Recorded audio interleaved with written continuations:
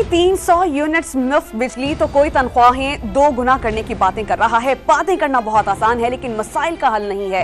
निगरान वज़ीर इत्तलात मुर्तज़ा सोलंकी ने सियासी जमातों के मंशूर पर बहस का मशवरा दे दिया। इस्लामाबाद में तकरीब से खिताब में वाज़ेह किया कि इंतखाबात के बाद वक्त इंतखाब पर किसी शक की कोई गुंजाइश नहीं।